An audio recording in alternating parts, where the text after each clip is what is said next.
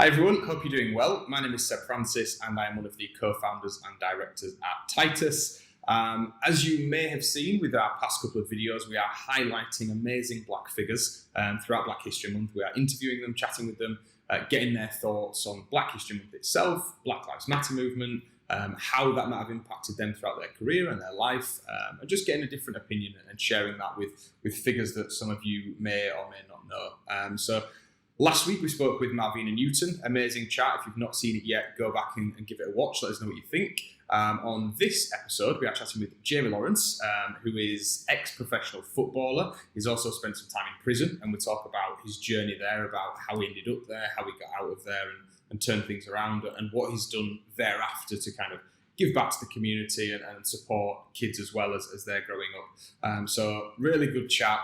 He's a big fan of kind of Bradford and West Yorkshire from the time he spent there at the football club. So we have that in common. Give it a watch, let us know what you think, and check in next week for another episode. Cheers.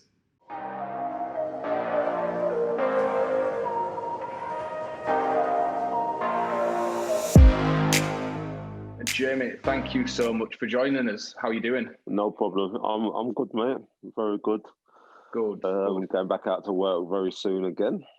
Yeah. How's your day been? Just before we clicked record, you were telling me about well, it sounds quite ridiculous schedule and working hours. Tell me your day, your week. Yeah, listen. I always say to everyone what I train and I'll come into contact with, you don't get nothing without working hard. And if you want to be at the top, you got to do what people at the top do, and that means raise the bar every single day. So I go to sleep about 12 o'clock, 11 o'clock, and I'm up every morning at 4 o'clock, and I never use an alarm. That's one of my things. I never use an alarm, because if you want something so bad, your conscience will get you up. That's what I believe. Love that. Have you always been that kind of mentality of raising the bar, working harder than others, believing it so much you don't need an alarm, all this kind of, have you always been wired that way, or was there a particular turning point? No, I've always been wired that way, but it's only when I got older that I realised that it wasn't normal. Like, I thought everyone else done it, but all my mates have always said to me, like, you're not wired up right. I said, even as a kid, if I lost anything, I would go and practice until I became the best. And then that weren't good enough, because I still practice even more. So I would widen the gap. You know, I've always been driven. I've always been one of them ones, not shy of hard work. I love working hard to the point where I'm comfortable being uncomfortable. You know? Yeah. Has there been a point where, with all of that hard work, have there been, and whether you want to call it kind of a highlight or whether you want to call it just a moment of realization, are there any particular times throughout, because you've had an unbelievable career, like on and off the pitch, but has there been anything where you go, shit, yeah, I can take a second to sit back and appreciate what you've achieved? Well, listen, I think, it's well documented. I never had it easy. Right, my background, where I came from and all that. I'm the first person to have done what I've done, and I'm the only person to have done what I've done. So when I got my first contract at Sunderland, that is the point where I said, yeah, I've kind of made it. But then things don't work out how you think they're going to work out. You get obstacles all along the way. And you got to find a way to over them, through them, around them. But find a way, and that's what I've always done in life. I find a way to survive, and I've sat back and I think about it now, where I'm more grounded as a person and more rounded, and what I do in the community with the young kids and help people. I think that's the biggest gift you can give to anyone. Love it. So tell us, if you would, and share what you're happy to share. Don't share what you don't want to share. But I'll share everything, because it's documented in the book anyway. It's in the book anyway. So I'm not shy of it. And listen, I use my journey to help others. Good man. So if you would then tell us a bit about that journey and some of the challenges, and you talked about then going around obstacles, going through them, going over them. What were those challenges, and how did you manage to battle through them and get to where you are now? Listen, I had a good childhood. Like, obviously, like, we had the racists and stuff around our area. Like, there's only 5 black families, but when I was a kid, my mum, I love my mum. My family, Jamaicans, proper Jamaicans, very strict. Manners, respect costs nothing, and you had to have manners and respect in my household. Otherwise, you're in trouble. She would not have me coming indoors crying because I've been abused by the elders or the youngsters. My mum used to walk me out and stand over the other side of the road and say, "Go and fight. What am I feeding you for?" Right. So from early, I had to be able to hold my hands up. And then people who were racially abusing me, they stopped racially abusing me because they knew there was something coming back. We started, that was the sons. And then the parents used to racially abuse them. It ended up starting beating them up as well in the end. And then we gained everyone's respect.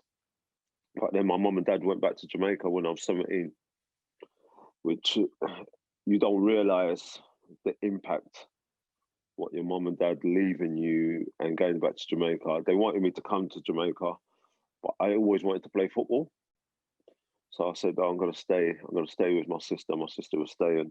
She's 4 years older than me, but she never had much money herself. And she just had a newborn herself. So certain things happened along the way. Like, I was getting £50 a week, £50 paid on a Friday, finished on a Friday. Right? So I had to do things that I'm not proud of. And everyone in my area was up to no good at that time. So I ended up getting 3 years first time. I done 1 year out of it. I got parole first time for being a model prisoner. And I was only out 3 months. And this is the worst one as well. Like, one of my friends was getting bullied by a so-called gangster when I was in prison. So when I came out, we saw this gangster, apparent plastic gangster, I call him now. And I said to my mate, like, "I'm home now, let's go." So he started fighting him, started losing. I've jumped in, beat him up, robbed him at the same time. But what don't ever get told is that he was driving around saying that he's going to kill me and all that. So if someone's going to try and kill you, I'm going to look for you before you come to me.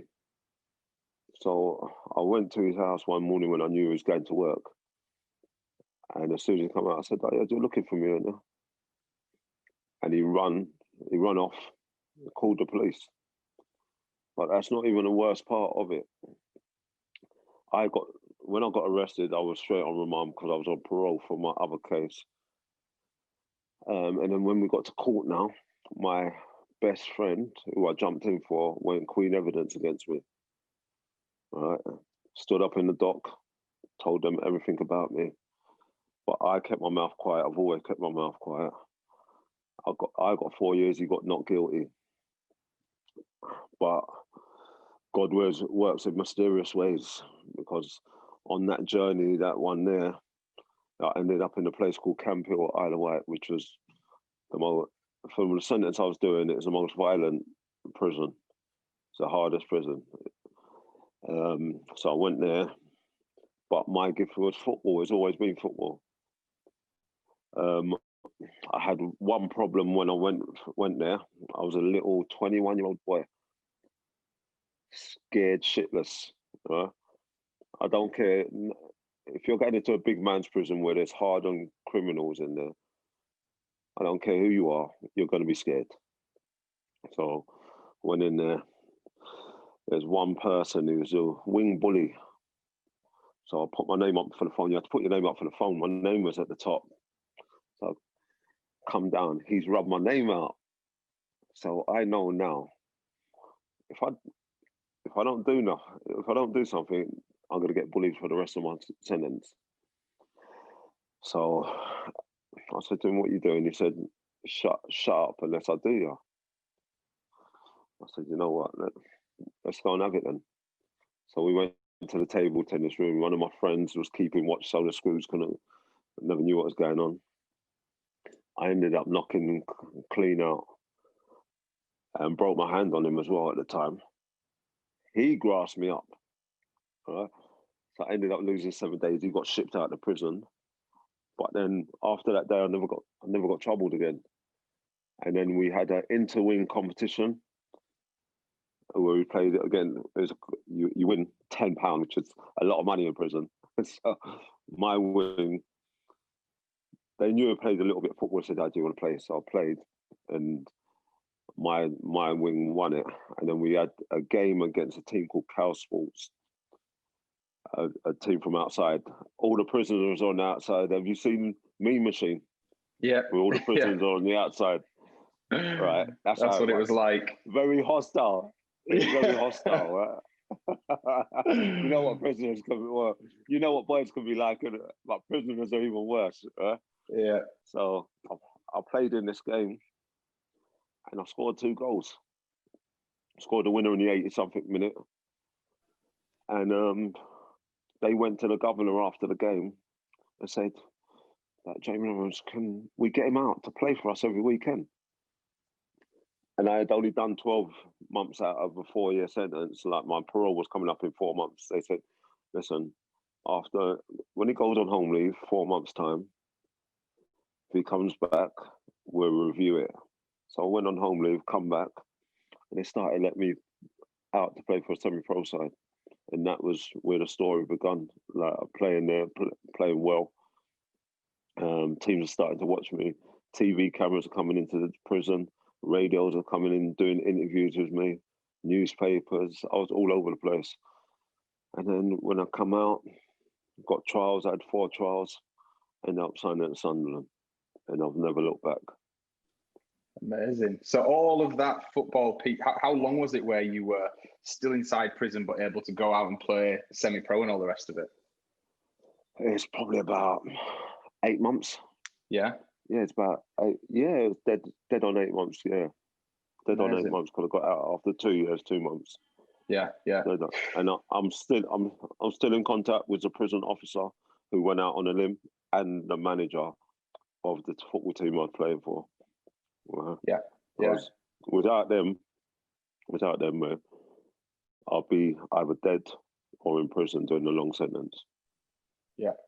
What do you think it is about people like that, and even like race aside? But I'll use this term just because we were talking about it with a lady previously, was around like black allies, but the term allies can work for anything. So in that case, they were your allies. There was, other than your footballing ability, not necessarily reason to go, we want to help him, we should help him. They didn't really know you. What do you think it was about either them that made them want to help you, or you and yourself and what they maybe saw in you where they were willing to take a bit of a punt on you? Well, I've got a podcast out now. It's 7 parts long, and they was on the podcast. And obviously they was talking about it, and they said, like, just knew that I was good at football, but I was a model prisoner, and they knew that I wouldn't let them down. Like, even the manager said, listen, Jamie was like that. Jamie would just help anyone. He just had a good heart. And sometimes I don't think they knew why I ended up in prison like that, you know. But sometimes circumstances conspire against you. But I always say to people, don't make your past define you. And you see, the manners and the respect, what my mum showed me as a young kid, and my dad stood me in good stead when I went amongst them sort of people. Right, they saw the good in me. Right, but see, prison officers nowadays, they do it for a job and a pension. The prison officer then, he done it for the right reasons, is to help people be better people when they come out of prison. And I will always be grateful to him. Amazing. So thereafter, you'd signed with Sunderland, you'd carried on that football career, and we know the various clubs you've been to. There was I mean, a low light must have been the pink hair. We all know that one. That was a questionable. Yeah. Well, it weren't questionable. Could have scored 2 goals with it. You know what I mean? Oh dear. But what was some of the big It got me moments noticed through as that well. career? Art of birds. Peacocking.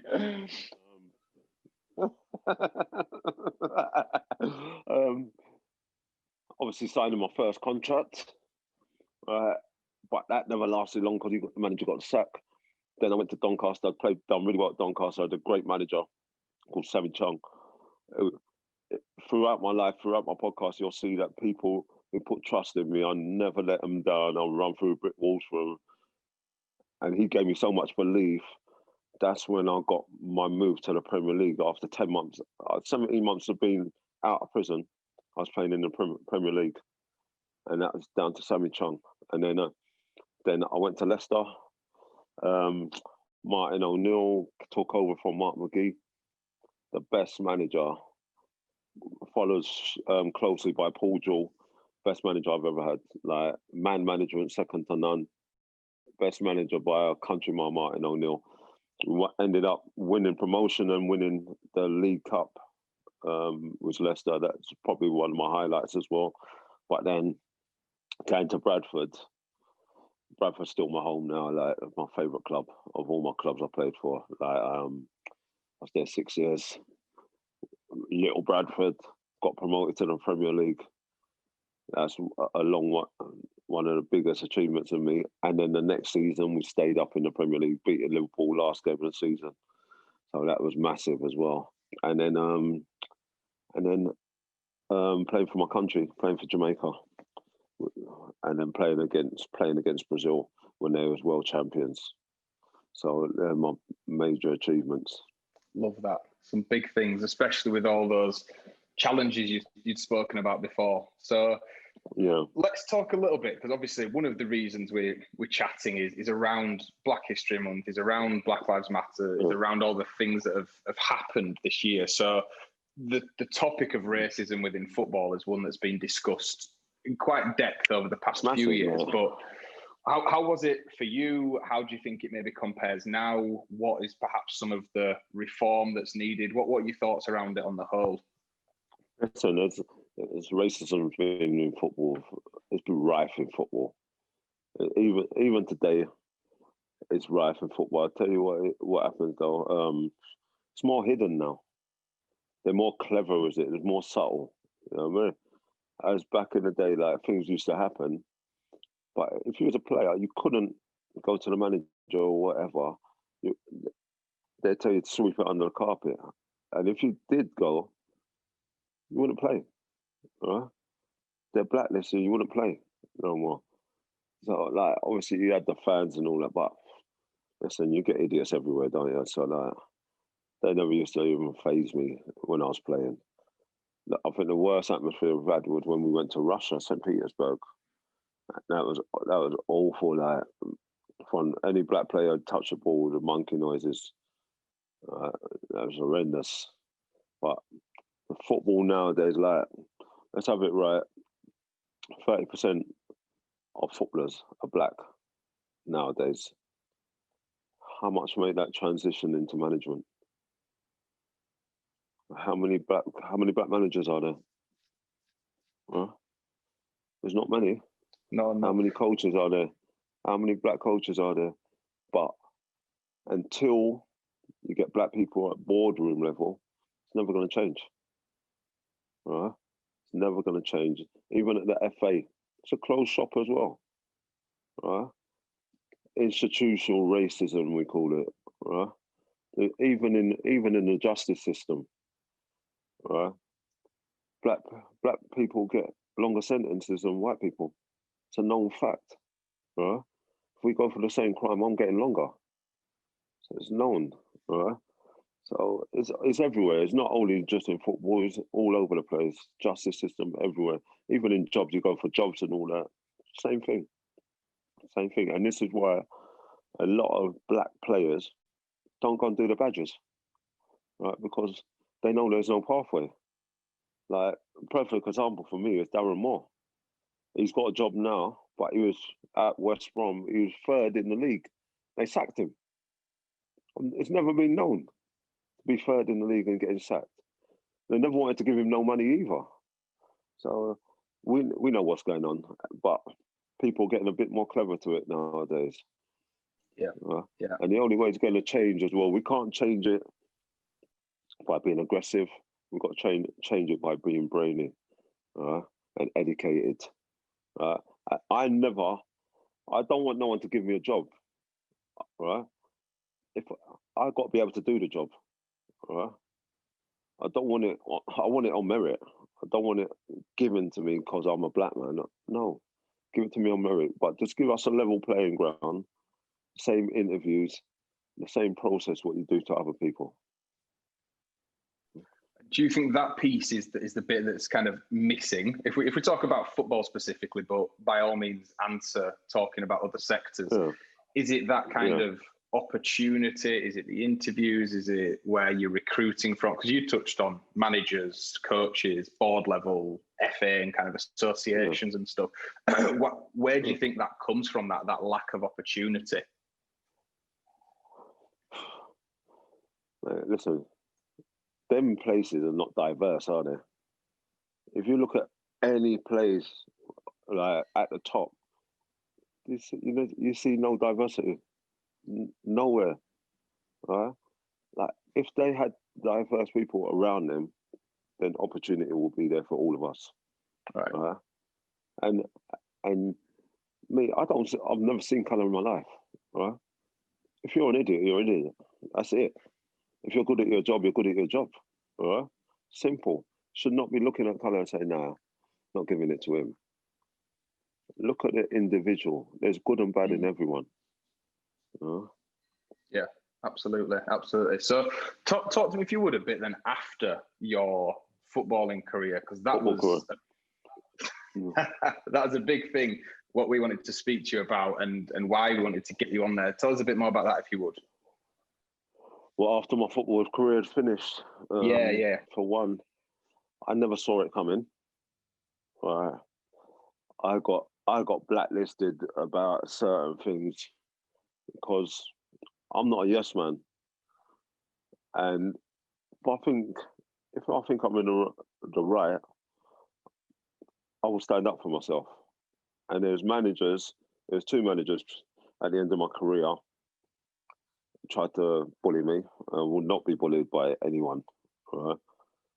And they started spreading rumours about me to the point where I couldn't get a club. So I never saw it coming. Obviously, I never earned money like the big players of the game. So all of a sudden, you ain't got no job. The bills are still coming in.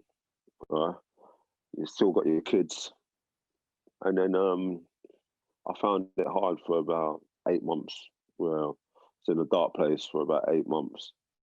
But for me, my training has always been the thing what gives me a little bit of light. You go there, you feel better about yourself. I mean, instead of staying indoors, drinking all the time or whatever, I'll get out, go for a run, go to the gym. And then I thought, you know what, I've always been good at training people. I've trained near enough the whole prison. And I was the youngest one. Everyone wanted to train with me in prison. So why don't I go and get personal trainers for? And even that for me was more daunting than going in and playing in front of 100,000 in Mexico where I played, because I hadn't been in the classroom for 20 years.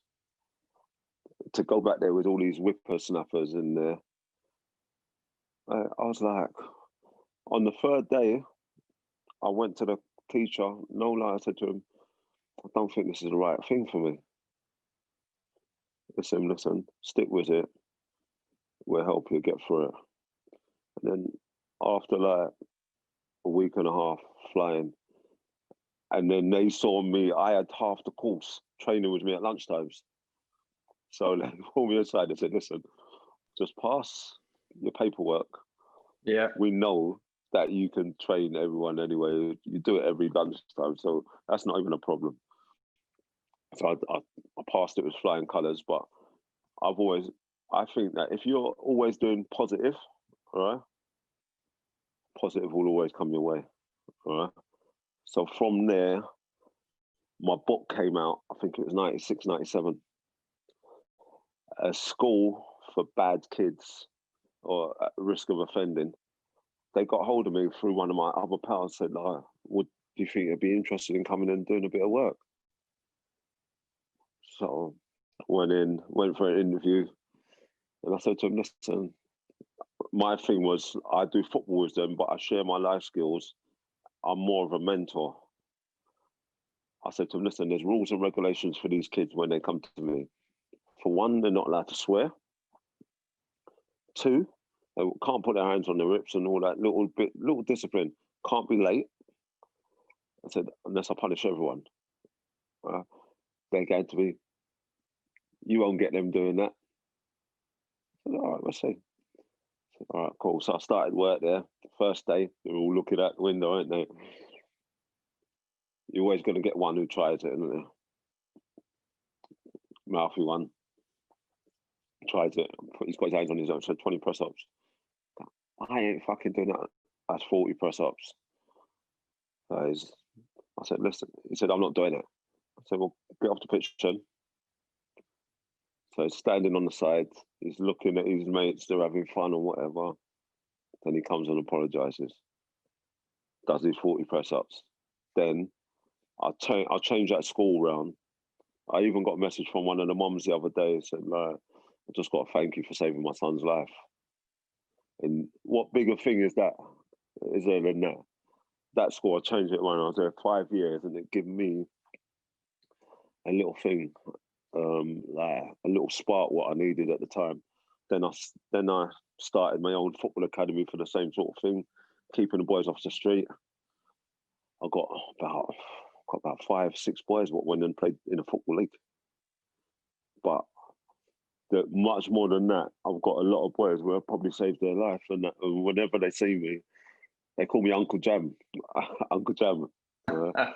They got so much. They got great respect for me whenever I see them. But since then, I've gone from strength to strength with my fitness training. I've worked with Ghana, the national team, with 2 African nations, got to the final and semi-final.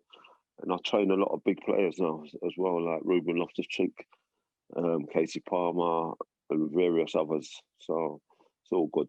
And my kids, my daughter, my 18-year-old daughter has now gone to Birmingham Uni to study criminology. She'll probably start with her dad though.